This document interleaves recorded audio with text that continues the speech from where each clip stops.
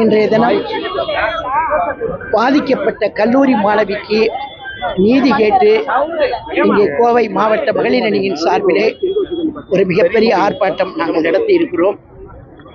அந்த சம்பவங்களை பற்றி நாங்கள் எல்லாம் தொலைக்காட்சியிலே நீங்கள் எல்லாம் தெரிவித்த செய்திகளை நாங்கள் அறிந்தோம். ஆனால் பத்திரிகைகளில் வருகிற போது சில நேரங்களில் வேற வேற செய்திகள் வருகிறது.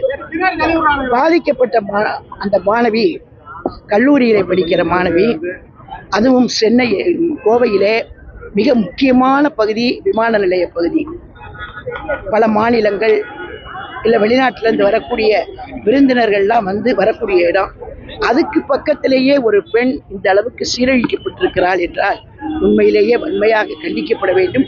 உண்மை குற்றவாளிகள் கண்டுபிடித்து நடவடிக்கை கடுமையான தண்டனை வழங்க வேண்டும் என்பதுதான் அண்ணன் எடப்பாடியார் அவர்களின் வேண்டுகோள். அதாவது ஒரு உண்மை குற்றவாளிகளை இவங்க கண்டுபிடிச்சிருக்கிறதா சொல்றாங்க. இன்னும் 4 பேர் பேலன்ஸ்ல இருக்கோம், தேடிட்டு இருக்கிறோம்னு சொல்றாங்க. இது தகவல், நீங்க சொன்ன தகவலை தான் நாங்க திருப்பி சொல்றோம். ஏன்னா எங்களுக்கு தெரியறதுக்கு வாய்ப்பு இல்லை. தொலைக்காட்சியிலையும் பத்திரிகையிலையும் வந்த செய்திகள் தான். 3 பேர்னா இந்த 3 பேரை எப்படி அடையாளம் கண்டுபிடிச்சிங்க? யார்? அந்த பொண்ணு மயக்க நிலையில இருக்கு. அந்த பாப்பா, பாதிக்கப்பட்ட பாப்பா வந்து மயக்க நிலையில இருக்கு. அதுக்கு இன்னும் யார் என்னன்றது அது சொல்ல முடியாத சூழ்நிலையில இருக்கு. இந்த அடிபட்ட பையனுக்கு கடுமையா அடிபட்டிருக்கு, கடுமையான முறையில பாதிக்கப்பட்டிருக்கான், பயந்துருக்கான் அந்த பையன். இதெல்லாம் நீங்க கொடுத்த செய்திகள் தான். பாதிக்கப்பட்டிருக்கிறான். யாரு இந்த தகவலை உங்கள்கிட்ட சொல்லி, அதுவும் துடியலூர் கிட்ட உடனே போய் எப்படி பிடிச்சிட்டு வந்தீங்க?